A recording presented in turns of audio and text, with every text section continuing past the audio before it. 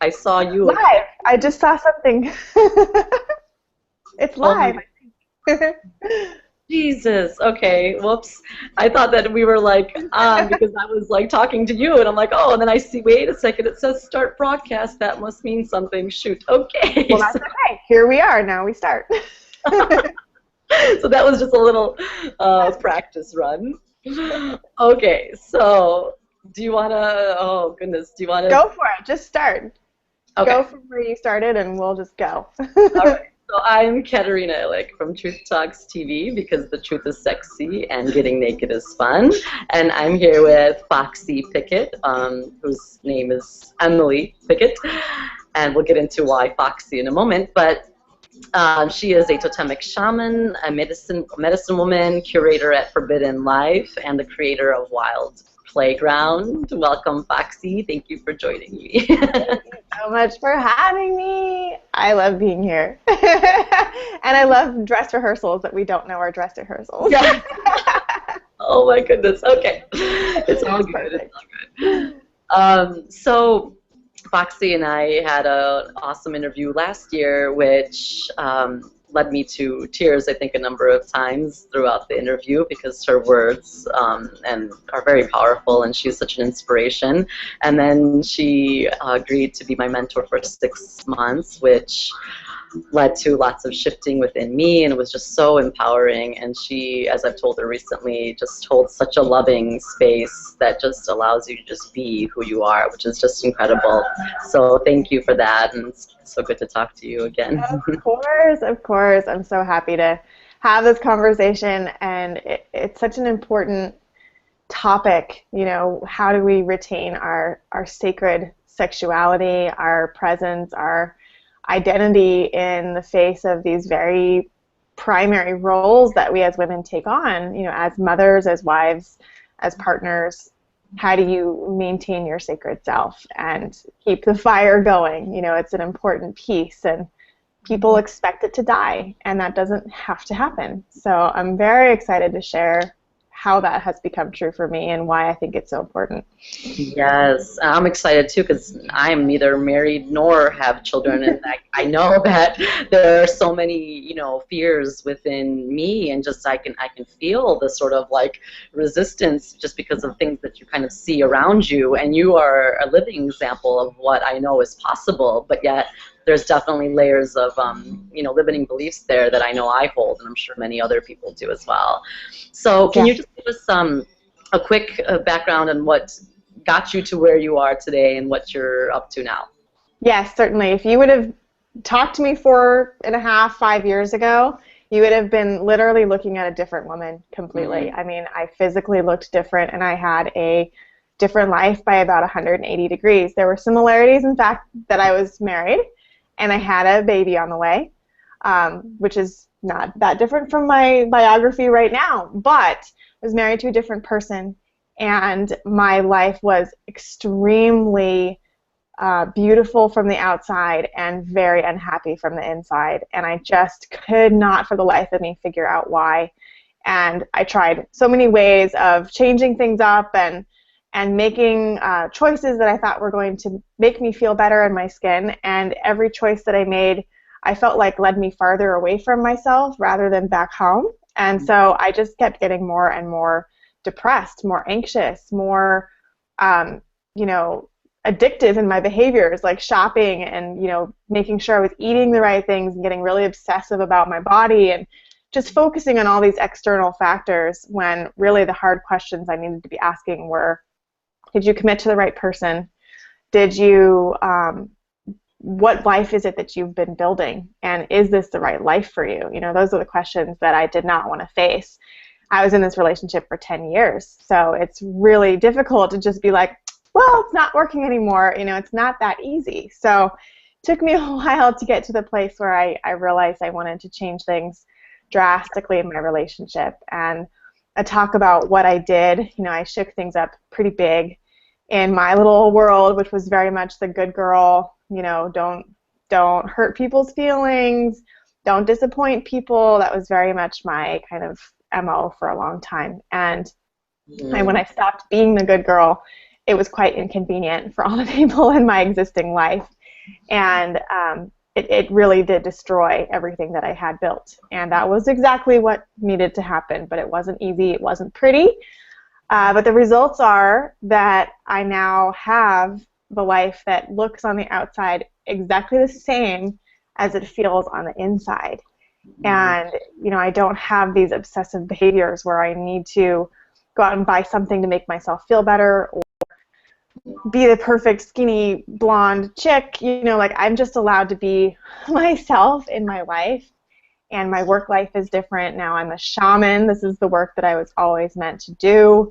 You know, I wasn't supposed to be doing graphic design and branding, especially not for the beauty industry, which totally destroyed a lot of my sense of self.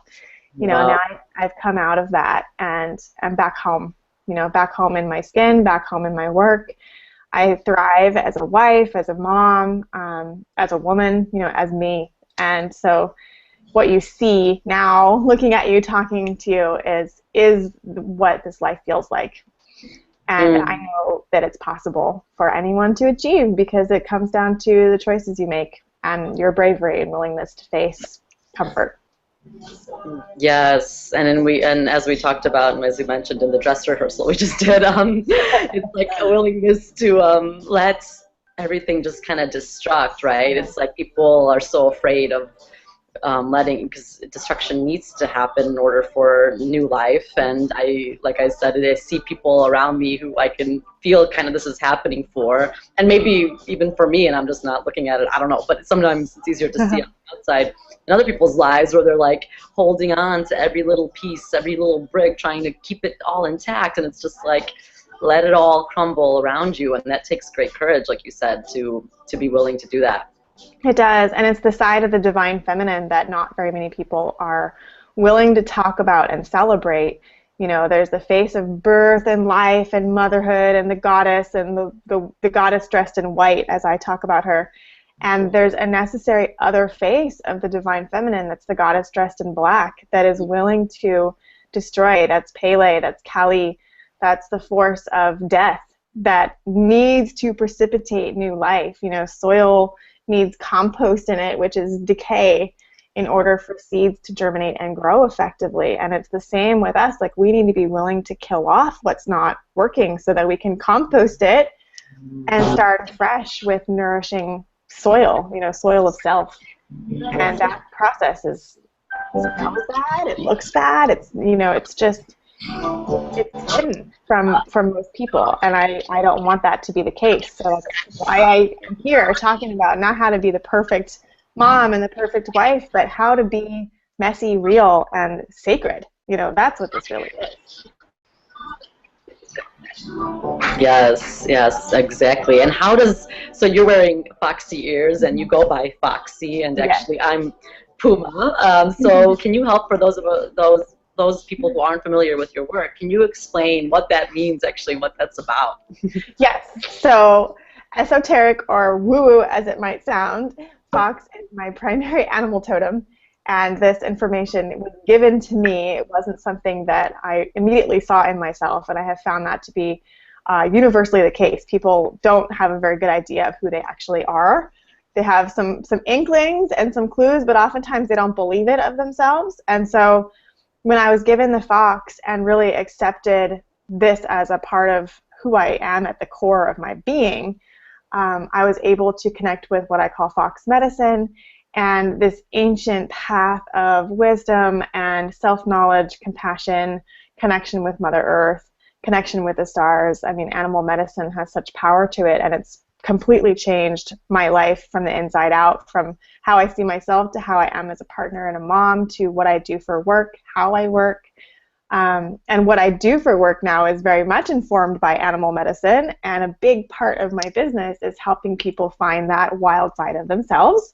And your primary totem that I felt was the puma, and we've talked a lot when I was mentoring you about what that meant and how to channel that power and courage and commitment and passion for the betterment of your life. And it's amazing what happens when we fully embrace that animal side of ourselves and start to see who we really are. And I have found no better path to really get to the core of it as quickly as with animals. So it's a big part of what I do and who I am. And Yeah. it's fun. Yeah, I mean, look at you. It like looks so fun. It's great. It's such a like smile inducer, you know. When I'm in the general public, people are always asking, "Why do you do this?" And I can't go into a long discourse about totemic arts and shamanism at the grocery store all the time, but it's like this is to celebrate life, and that's a big part of this animal's particular medicine, and so it is an extension of that. But for the everyday layperson, it's like, why not? You know, everybody could use a dose of more fun, couldn't they? And this is a big part of it for me. Yeah, exactly. Well, diving into the whole motherhood and partner, you know, and being a wife and all that. So, I mean, one big thing, obviously, is that I think what happens, what I kind of at least, you know, feel that happens so often is as soon as somebody becomes a wife, or let's talk specifically about a mother, they feel like they have to have this, like, you know, box. They have to fit into this mom box now, and that means that you can't do this and you should do that, and you have to do this, and oh, you shouldn't do that, and you know, they completely disconnect from themselves, I feel like, you know, and just succumb to these paradigms and conditioning of what they must be. And here you are, you know, you are a mom who, you know, wears feather earrings and fox ears. And I remember once you told me when we were talking, I think I saw a picture of you in like some kind of like fishnets, short skirt, and like some kind of like cute boots, and you were like, yeah, I totally like sport that when I walk around the, you know, walk this baby in the stroller on the block, you know. It's just like Yes. Yeah. So what, I mean, how, I guess, what is it that women can do to not, you know, fall into that? Yeah, well, I think it's really hard at first, especially for a first-time mom, because the other first-time moms are similarly struggling to figure out who they are as this new woman, this new person. I mean, it does completely change everything in your life to have a baby. And so there's this kind of commiseration that happens with new moms where it's like you focus on the loss of yourself, how hard it is, how you can't get any sleep, how your husband just wants to fuck you and you don't have any energy because you've been sucked on all day, and like there's this kind of like pack, you know, this camaraderie that comes out of it, where if you feel like this isn't really me and how I feel, you're going to lose the tribe. Like you lose your tribe, you lose your pack. And that's really scary. So instead, it's like everyone kind of makes these silent agreements to make motherhood this burden. And it's like, yeah, we're all feeling this way, so it must be okay. It must be normal, you know. And I just refuse to be miserable. And I refused to be miserable as a mom right away. And I think that was actually one of the first keys that my whole paradigm was starting to shift in my life. Because when I was with my practice husband and we had our baby, who's now 4.5 years old, I walked around the neighborhood with him in the stroller, and I had sparkly leggings from American Apparel on and like leg warmers and a cute top, and I just was like, I mean, I'm not going out there trying to be like, hey, I'm slutty and attractive, but it was like I wanted to be fun. You know, I wanted to have fun in my life. And that alienated me, yes, from a lot of other new moms, because they were like, who do you think you are? Like, how did you get skinny so fast? And I'm like, it wasn't anything I did. It was like I breastfed and this is what happened. You know, it's not like I went out and started getting crazy at the gym. You don't have time for that shit. So it's like, no, that was what happened. But I wanted to celebrate that was what was happening for me instead of hide it and like stay in my maternity clothes forever, or not have sex with my husband, or just not be myself. I just felt like too much of a sacrifice. I'd already sacrificed myself for a decade of my life, if not almost all of my life after being 6. You know, and so I'm sick of it. And that being sick of it is what really propelled all of this kind of shifting in mindset around being a mom. And I just thought, I can't be a mom like you see so often on the streets and in groups, and I just can't do it. It doesn't do me any favors, and I recognized very quickly it didn't do my child any favors either, because here I am saying, you can do whatever you want when you grow up, and I'm sitting here hiding myself, you know, and that's two-faced, and Right. I can't do that. So if I'm going to perpetuate and say, you can be whatever you want when you grow up, I better darn well figure out what it is I want to be when I grow up and go out and be that person no matter what it takes. You know, Yeah. it's my kind of duty as a mother if I want to do motherhood the way I want it to be. So that's kind of Yes. where it started. Yes. So just continuing to honor yourself, no matter. That's what's hard. Like what you said, it's like you know, I think that goes to any aspect of life. It's so hard to just truly honor who we are and what we want because of this. You know, other people. You know, you don't want to shine too brightly. Like you said, you don't want to, you know, be too skinny because the other moms are going to hate you for, you know, being able to lose the weight so quickly. And it's just like, you know, celebrating you and celebrating yourself, and that doesn't mean it takes away anything from anyone else. No, I mean, Then that's they are just as beautiful. They just don't want to see it, you know, Right. because what happens when you recognize yourself as a sacred being, anything that is in your life that does not support the sacred in you is necessarily asked to change, disappear, or, you know, be destroyed. And that's really scary because most of us don't go around our lives acting like we're sacred and making decisions from that place.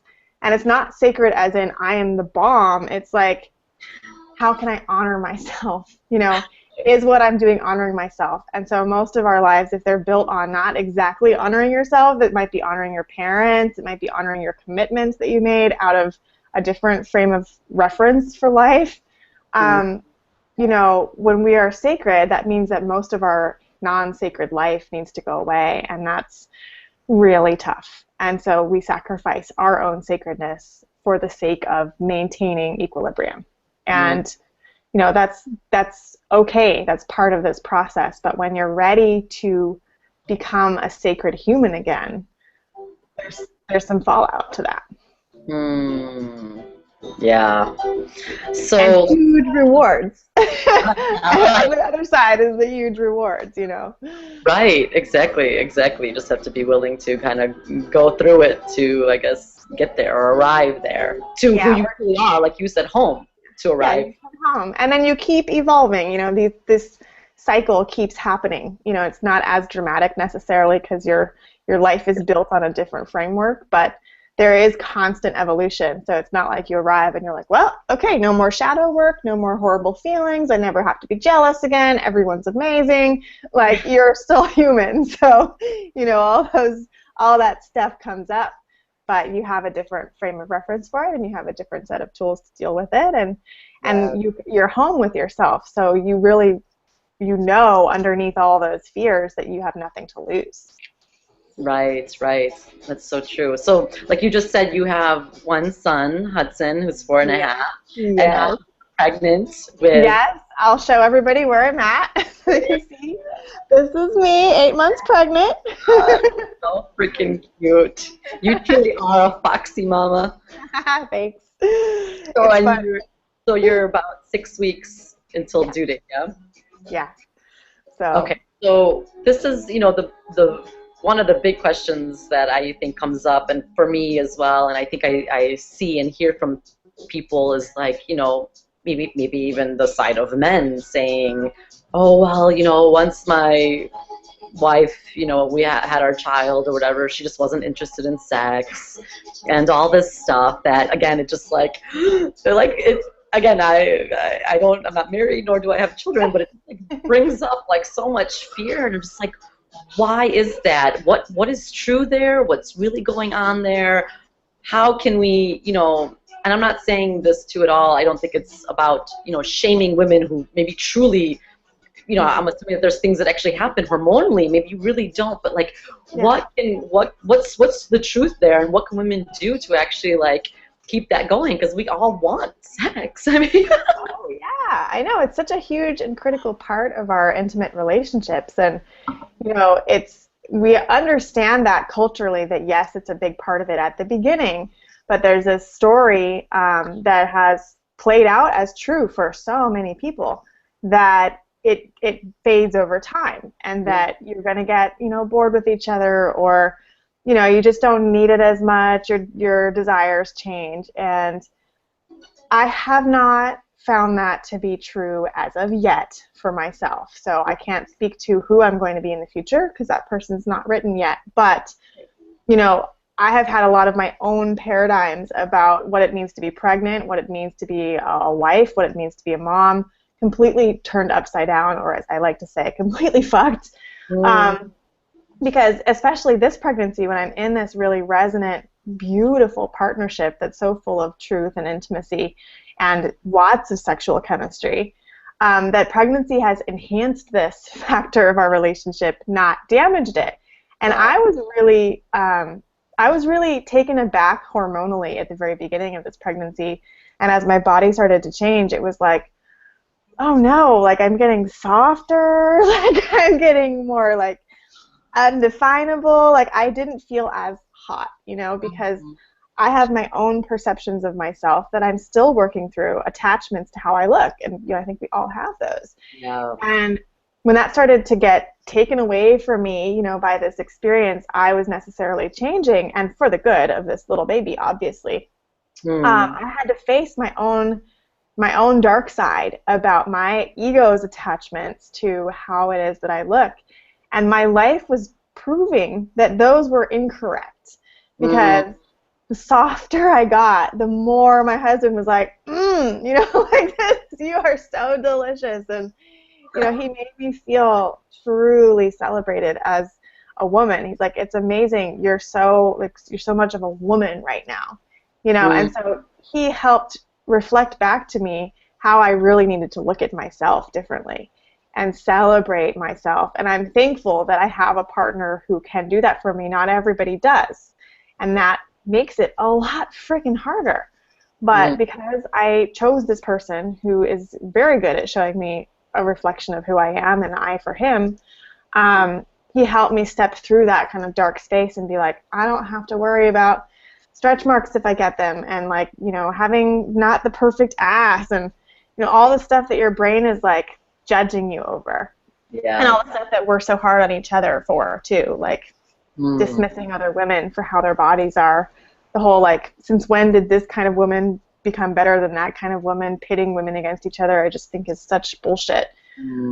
Such bullshit, you know, but we do it to ourselves inside. We do it all the time. And, you know, we have to deprogram that inside if we want to change how we relate to each other externally. So this has been a huge initiation in that process for me, and removing attachment to how it is that I look so much as who I am as a person, and trusting that that's the fuel for magnetism for us. Right. And it doesn't go away. Who I am as a person is who I am as a person. Like, I can't lose that until I die, and then I'm not going to need sex anymore. So, you know, no problem.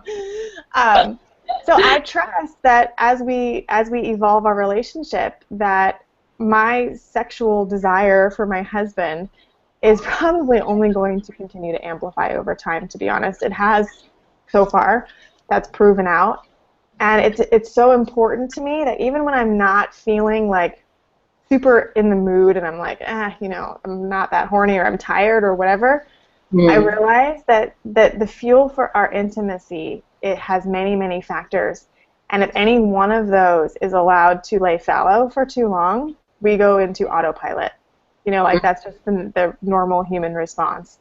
And I refuse to allow that to happen. So it's a proactive, like, stepping into uncomfortable places in intimacy where it's like, maybe I don't want to have sex right now, but I honor our relationship, and so I'm going to go there. And then I'm not going to, in the entire time, be like, I really don't want to be doing this. Like, I'm going to make an investment in this experience energetically so that it no longer has that, like, energy around it, and then it becomes completely enjoyable, and I'm so happy that I did that, you know. And I know he does the same things. Like, we are just too committed to keeping our relationship alive to allow it to go back into the land of autopilot. It's just not acceptable. We've both been there. We've both been married before, and you know, it just isn't. It isn't what we want.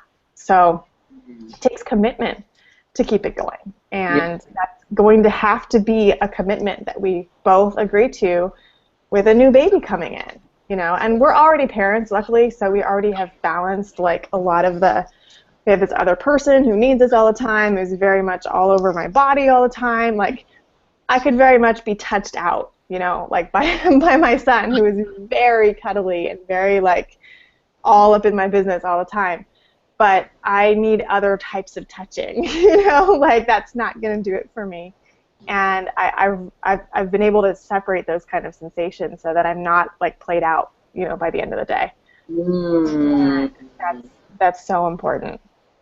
Yeah, and then see, this is maybe even as you just said that, I could feel a little bit of a, ooh, like a trigger in me going, oh, you know, just like that idea that, oh, the woman just needs to kind of, it's actually kind of a Christian thing, like a church thing that I mean, even being from the church world, it's like, oh, you just need to sort of like, I can't even think of the words now, but, you know, give yourself to yourself, to your husband, and like this kind of image of like women who don't really want sex, but, oh, should, you know, just kind of be there sexually for their men, and it's just like, that's not. No, that's not sexy, right? That's not fiery, and that's not the same feeling that I'm talking about. I'm talking about the very human side of us that's like tired sometimes, you know, and just sometimes not like there at the same place as another person, because we're all different. We're all operating at slightly different wavelengths. You know, there's very rare times where we're exactly synced, but you can make the sync happen. You know, like you're the one who's in charge of syncing up. Like you don't just wait for it to happen or fake it. Like you say, I'm investing in this. Like I'm investing in this wavelength. I'm investing in this synchronicity. I'm investing in this intimacy. And so it's not about sacrificing yourself for the sake of getting your man off. Right. It's about showing up. You know, it's about really showing up through the discomfort, which is what has happened to me throughout my entire life. It has taught me that, you know, all these times where you just want to kind of back off because you don't want to fully invest, those are the times where you start to kill yourself. You know, slowly but surely you start to erode your own sacred essence. And in this way, you say, you know what? I'm going to show up for this because it's really important to me. And I've had a blast with fantasy, too, during this pregnancy. Like, so human me is, like, tired or whatever. What if I was a temple prostitute who really loved, you know, making the men who come to me happy, and I was not supposed to feel pleasure because I was pregnant, and that's not allowed. And, you know, like, I make up all these crazy stories in my head about, like, how this is forbidden. Because when you're not allowed to have something, all of a sudden your body's like, ooh, I'm juiced up. So there are ways to talk yourself into what needs to really happen for your own marriage, for your own, you know, your own sexual needs. If you don't satisfy yourself, no one's going to do it for you. So, you know, it's like, it's just as much for me as it is for him. Right, of course. And I think that's what we have to remember and not forget, that we, too, are incredibly sexual beings, you know, and deserving of pleasure. And absolutely. But I also imagine, knowing you, that intimacy for you and Tiger doesn't just mean sexually, that it's your intimacy in other areas, actually, that fuels that. So what does that mean for you guys? What does intimate really mean? That means having lots of real conversations all the time. That means whenever I'm getting triggered by something, like him going away for the weekend, and like my inner fearful, insecure person comes out and is like, you know, well, who are you going to be with? And who are you, like, what are you going to be doing? You know, like, and just starting to feel myself get small. Like, you can feel it when you just start going, is that really me? No. This is me, you know, I stand tall, and I'm worth coming home to, for God's sakes. So, but it's talking about that, like, hey, I'm feeling small and insecure, and I know that's totally crazy, but I just need you to know that this is what's going through my head right now, and, you know, and I need you to receive it in this way, or to reflect back to me, you know, how you really are feeling or what your real plans are. A lot of that insecurity comes from lack of communication. It's just like, well, I don't know what you're going to be doing. So my brain will fill in the blanks with all sorts of shit, you know?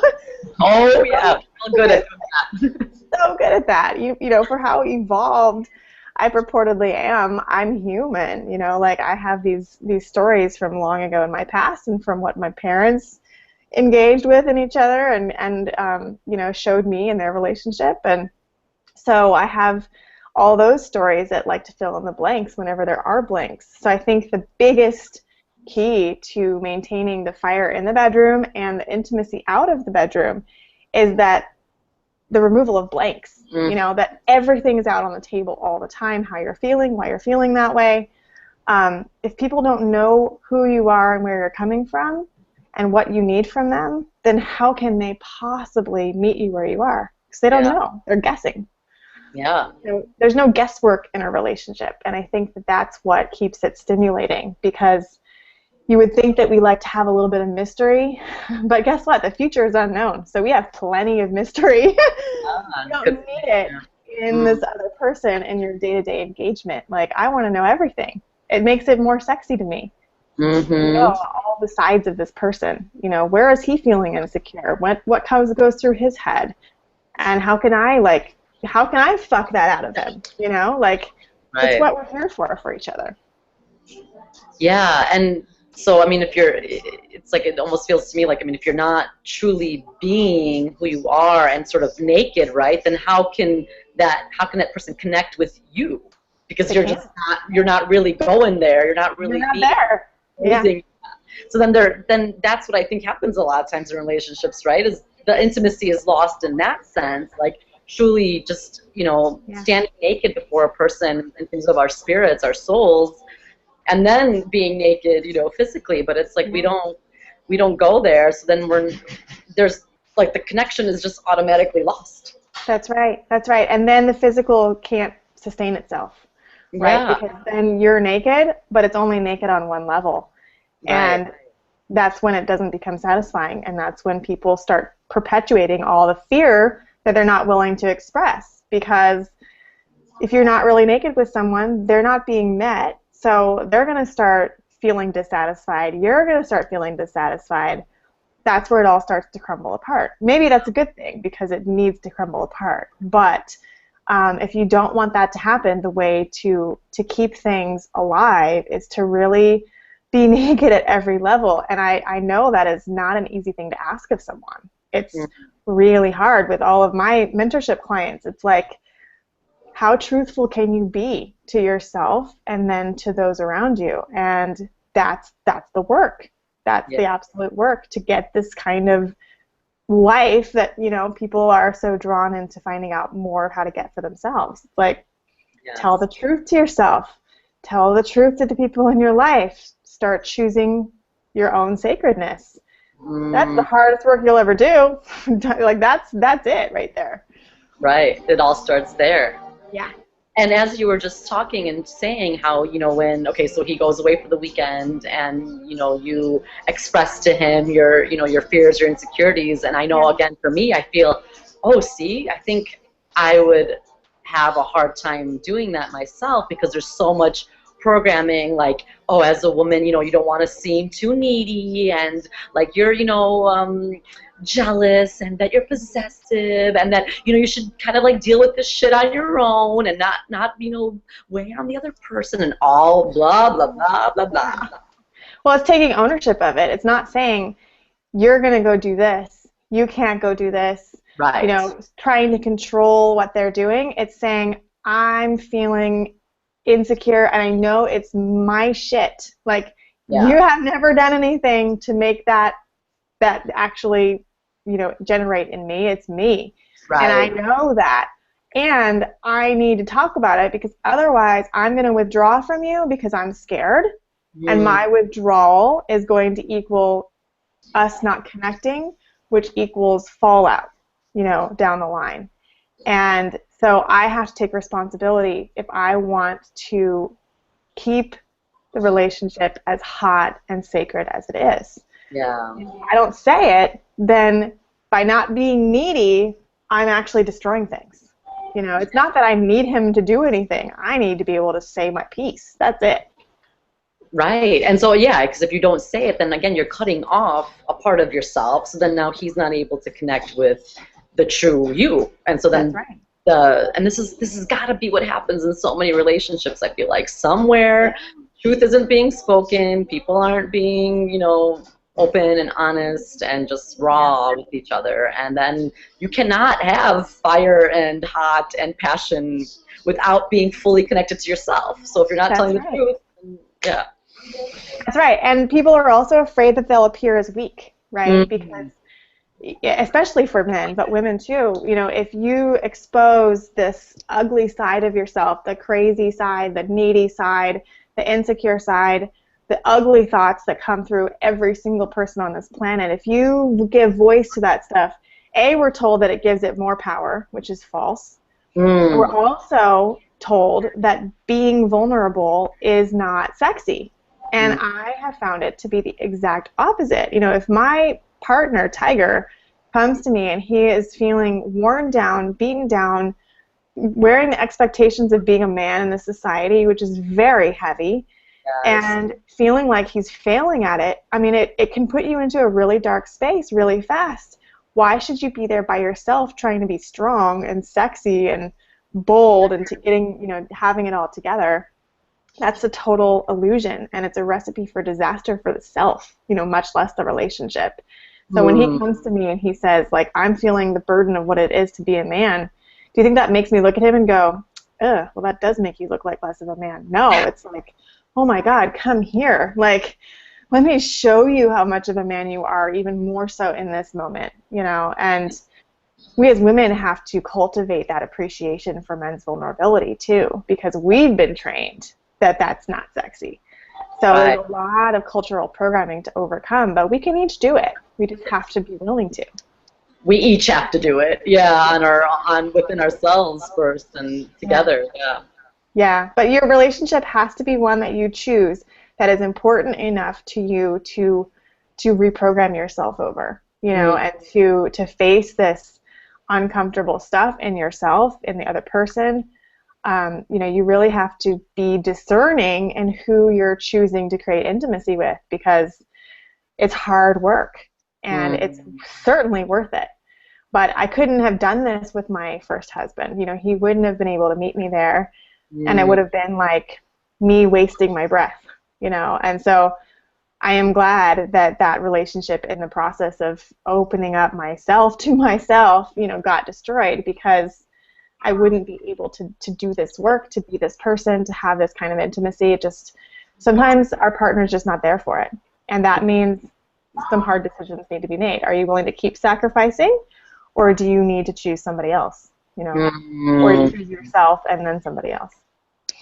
Oof. And this is like a huge topic, and something that I've been exploring so much as well, because again, I just feel that I keep on being keep on finding in my experience just different stories of this very thing.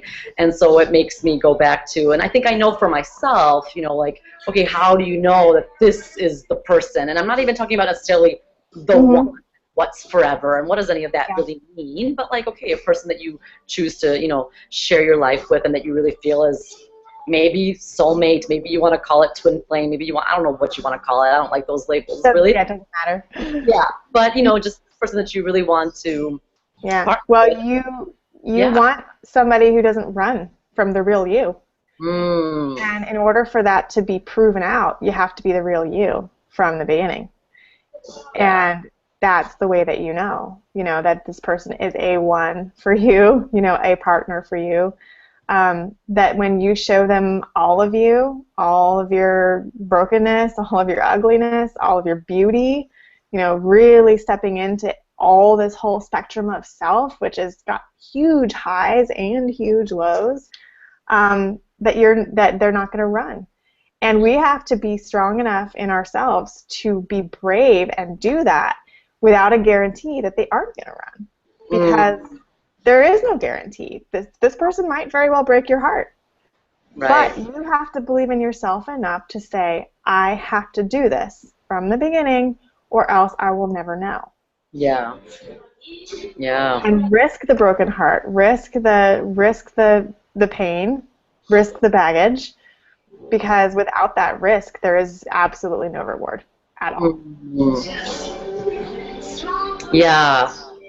And it's like, like you said, two people finding maybe that they're in a place where they're maybe not with the right person, and then I feel like there comes this, like, I've started to feel like there comes this, like, since when did marriage become martyrdom? Like, Yeah, but I must stay committed, and then of course when there's kids in the mix, there's so much.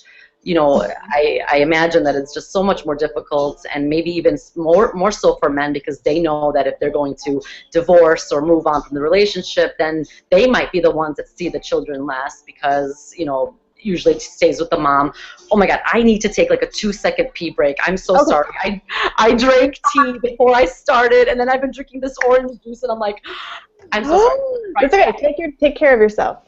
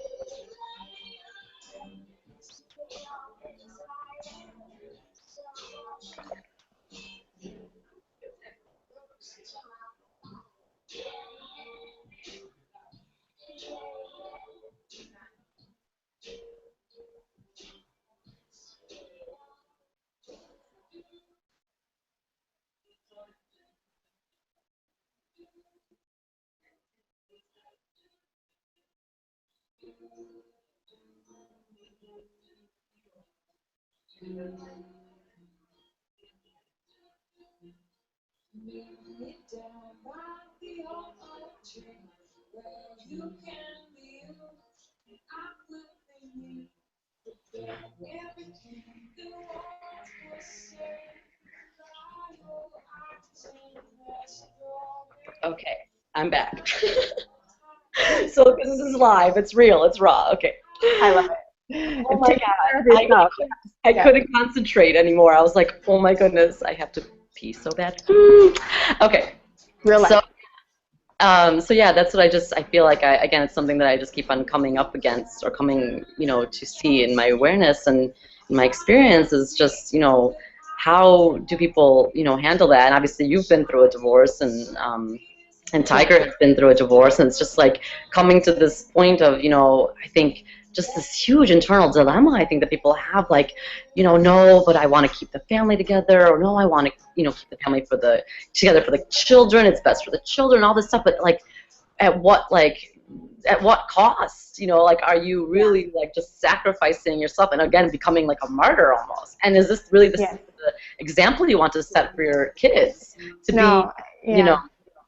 In my opinion, and for me in my life, that was not the message I wanted to be living for my child. Mm-hmm. And I also recognized how many cultural perceptions I had about what a family has to look like, and what makes a family whole and healthy. Mm-hmm. And it is not necessarily because you are bonded by a piece of paper that says you're married that makes your family whole and healthy and is the ideal to stand up for.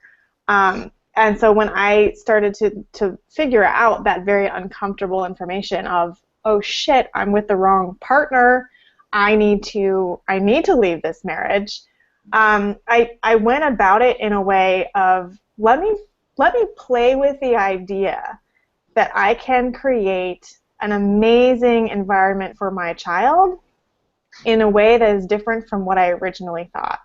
Mm-hmm. And maybe it doesn't have to be ugly.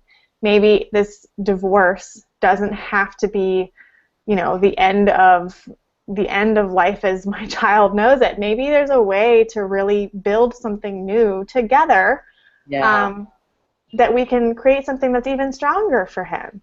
And that's what ended up happening. It was not easy to arrive at that place because my ex was hurt. He was confused as to why this was all happening, and it's not what he had pictured. Either one of us had pictured going into our commitment. But I realized that until death do us part is more than about physical death. Mm-hmm. It's about deaths of identities. It's about deaths of ideals. And when those things in us change over time, which they often do, Sometimes our relationship is not equipped or correct to evolve with that change. And so there's a death. And so I really believe that my first marriage did end with until death do us part, because the person who I was when I walked into that relationship died. I am not that person anymore. I mean, physically, mentally, emotionally, spiritually, at all levels, that person is dead.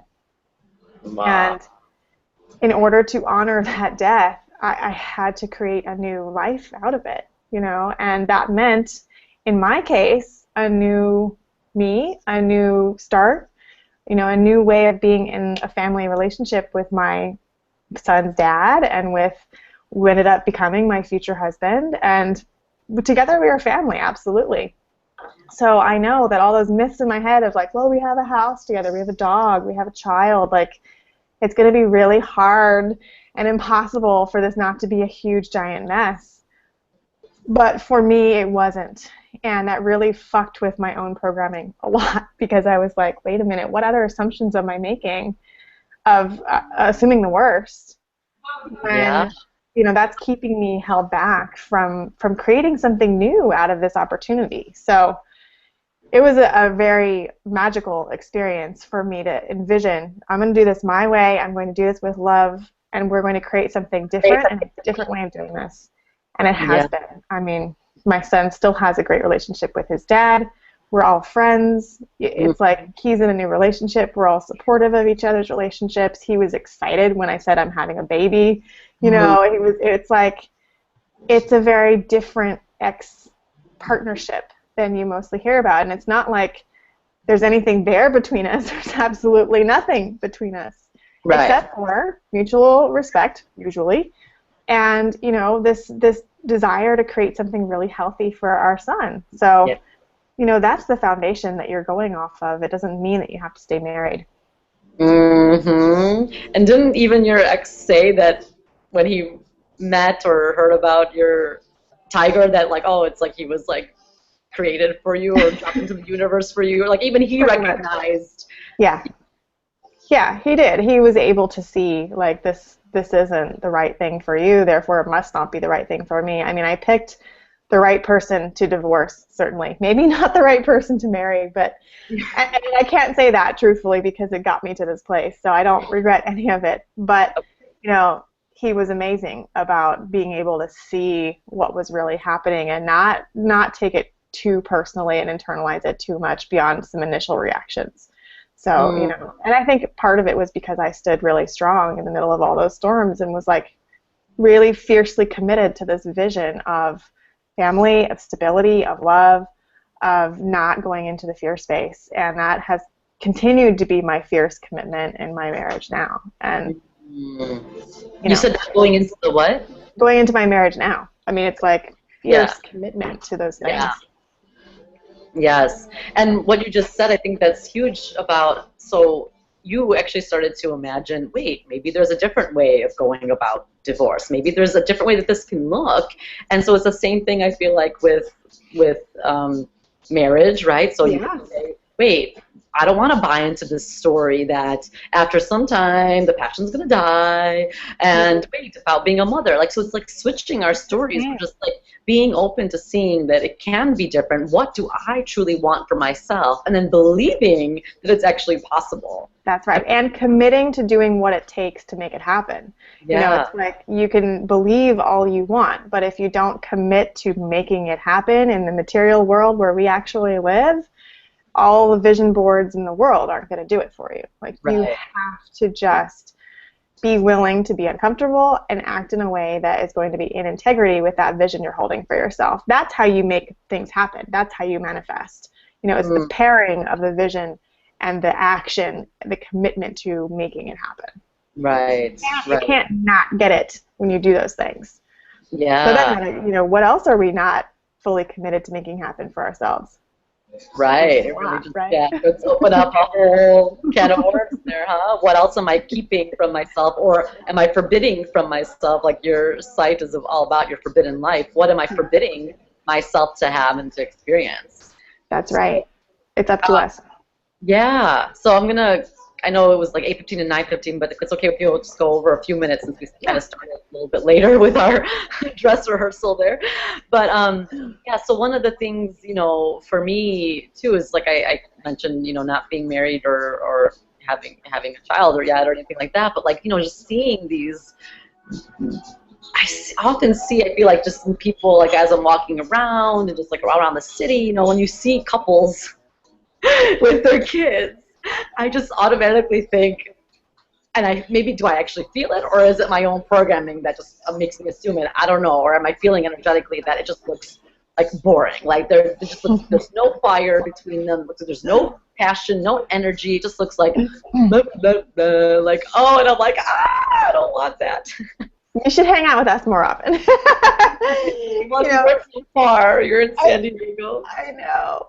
Well, I think that's part of the reason why we are in this place, because we don't have very good models of what it can look like, you know, and so the cultural understanding and assumption is proven time and again as more and more people buy into it, and also lose their commitment to keeping things sacred, hot, beautiful, intimate, you know, and allowing, because your kids, if you allow them to, will totally overtake your life. But I was of the mindset from the very beginning that I wasn't going into his life, he was coming into mine. And so I had to be the one to continue to lead the charge in my own life and invite him to come along with me.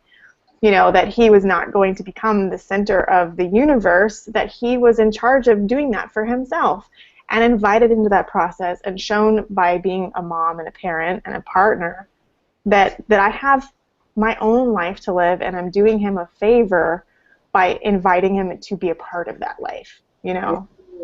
That's a totally different way of looking at it than most people, huh? It's very different, and it's so rewarding, because it gives my children, you know, my future children and my current child, this idea of personal responsibility in creating the life you want. And if we allow people to, they will drag us to that place of autopilot. You know, they really will. And it's very easy to be brought into that space. And yet, by committing over and over and over again, every minute if you have to saying, no, that's not true for me. That's not what I want.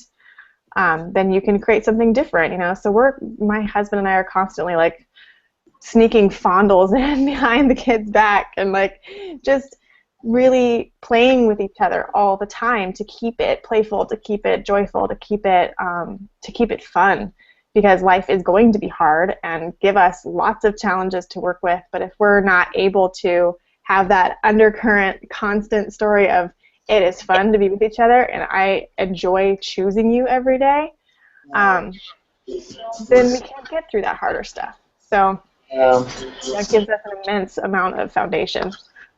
And that was so huge, because what you just said about, you know, how you even are in relationship to your child, because I think so many women feel this immense guilt, and again, it's societal, and it's, you know, the tribe and these other moms who are like, okay, now the child comes first and forget you, you know, like you're not important here, they're the most important. And I actually I was so shocked. In the place I lived in before, I lived with a roommate and her husband, actually. But anyways, he gave me, he kept on like suggesting that I read this book. He's like, I think you'll really like it. It's like, it's in Serbian, but it was something about like the rules of love, let's say, in translation. And I just flipped through to like one page, and it happened to be this page where this guy is totally saying exactly that.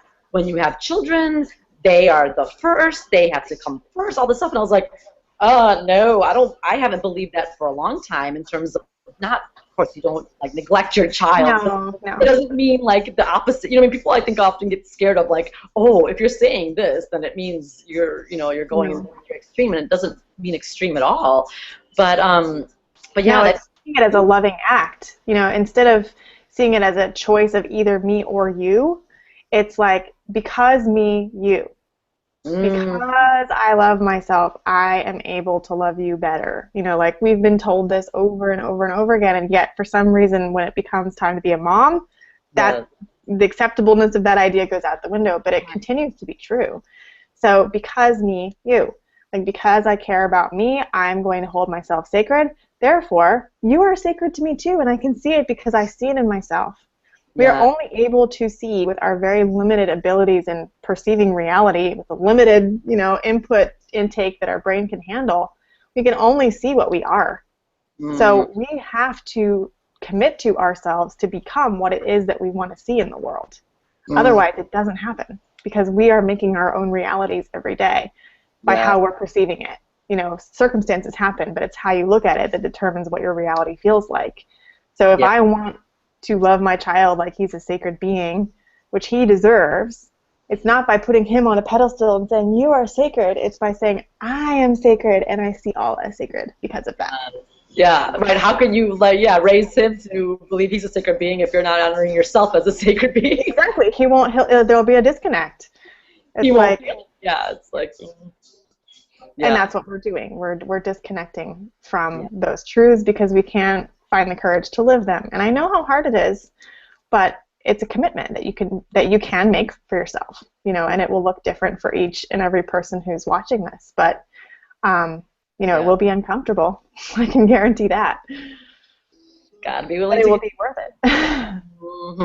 In order to have the life that you want, absolutely. Yeah.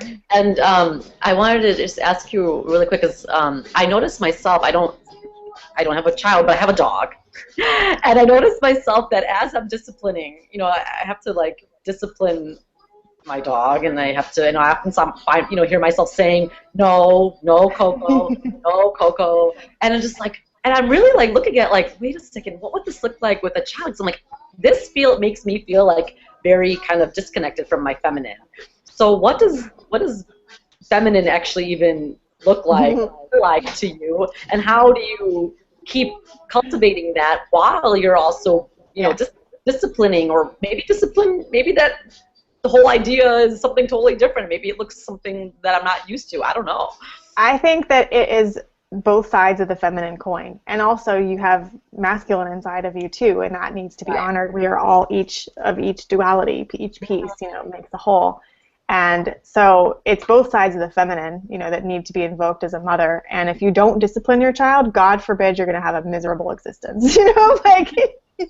Most children need boundaries. They need to understand what is okay and what is not okay. And if we don't tell them what's not okay, guess what we're going to get a whole lot of in our life? What's not okay, because we've permitted it to happen. And it's what leaks into our intimate relationships too, right? If we don't set rules like, this is not okay with me, and if this is penetrated or infiltrated, then I'm not going to feel safe anymore. If we don't communicate those things, then they may happen, and that's our fault. It's not the fault of our partners. And it's the same with our kids. Like, if we don't want them to be disrespectful, to spit, to like do the things that kids are like experimenting with, they need to understand what are the boundaries. And it makes them feel safer, just like it makes us feel safer. Like, I've communicated to you what is okay and what is not okay. Now it's your choice to abide by that, and that's how you're in a good partnership, when what your boundaries are resonant for each other. They can look different for every single person, but it's the same with our kids. So if we let them walk all over us and refuse to say no because we feel like saying no is limiting them in some way, it's actually holding them back not to say no. Because guess what? The world is full of yeses and nos in life, and you've got to be able to navigate them both without losing yourself. Right, yeah. So one final thing, and then we'll get to maybe just where people can get more information about you, but or how they can work with you. But can you leave us and the women and anybody who's watching, like, with any, especially for moms, there's always like this, like, I don't have time for myself, and of course self-care, like we just talked about, loving yourself is huge, or otherwise you're not going to be good to anybody else. You have to be good to yourself first. So any like practices or suggestions, maybe that's something that you do that kind of can help continue to cultivate and connect you to yourself and continue radiating that sexy sacredness. Yeah, I mean, it's not really about the external routine. It's not about like make time in your schedule for a pedicure or manicure, or like putting on makeup, or any of that stuff. That kind of just space for those things evolves as you make more and more commitment to yourself to treat yourself right. But the thing I think that's most important is getting rid of the myth of no time and making the commitment to give yourself time in your life to really assess, who am I right now? What is it that I need? What am I afraid of? What do I not want to look at? What do I wish I had more of? What do I wish I had less of? You know, to really give yourself time, whether it's once a week where you have a date with yourself and you go out and you kind of sit and reflect on how the week has been and what's been in alignment, what hasn't, what does alignment even feel like for you? You know, what is your intuition telling you? Have you heard it in 5 years? Do you know what it sounds like? You know, like starting to get into practice of communing with yourself one way or the other. It doesn't have to look like a meditation practice. It could look like a coffee date with yourself. Right.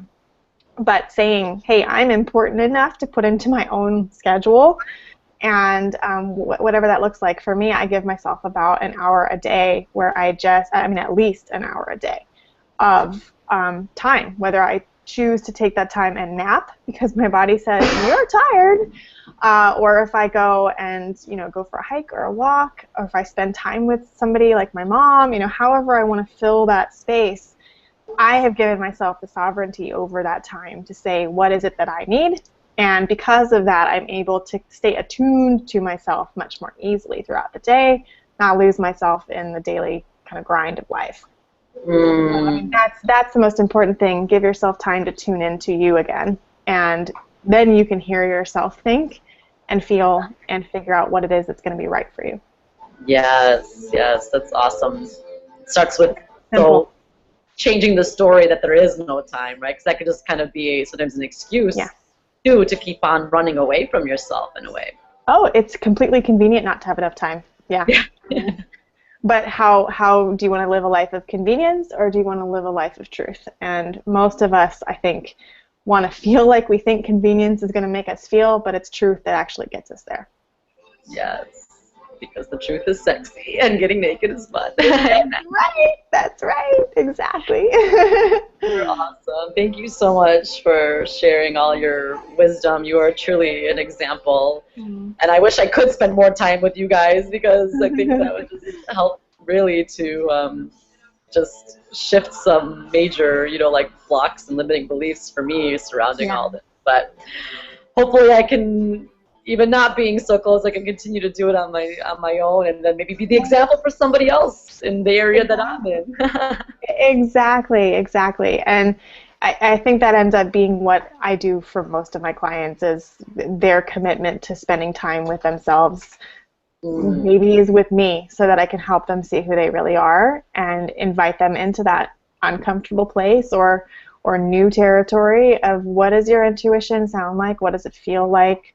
What does it look like, when you are in tune with it and when you're not, and helping you find that true north of self again, which is up to you, but sometimes we need somebody to facilitate that and witness it, see it, reflect it back. So that's a lot of my work. And I call it shamanic counseling because it's really going into different planes of consciousness and retrieving what's been fragmented away from you and returning that so that you're more whole, and then we can have much deeper, more meaningful conversations. So yeah, the work is evolving all the time, but they can come and find me at forbiddenlife.com, and that's where I book my sessions, and there's lots of play, lots of animalistic fun stuff that happens there, and very meaningful work.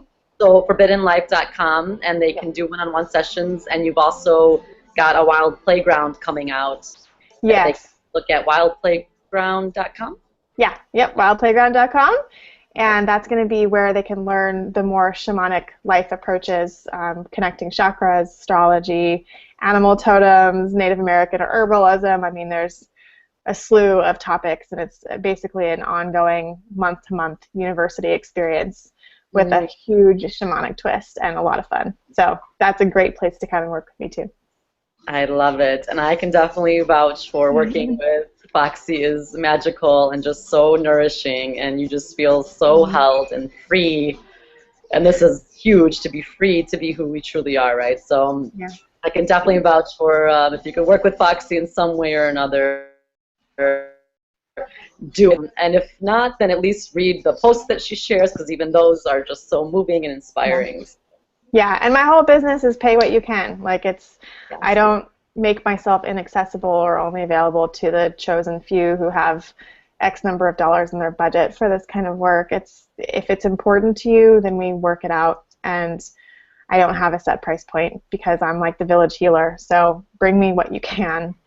And I know it's your best. And I always bring mine. So, it's a different way of doing business that some people are like, what? But it's true to my heart. So yes. If you're interested. You live it all the way through, being true to your heart. So it's just that's what radiates and is an example for others. So thank you. Thank you, beautiful, beautiful being. Thank you for having me. So good to chat with you. And thank you all for watching. We'll see you again some other time, hopefully. Thanks, everyone.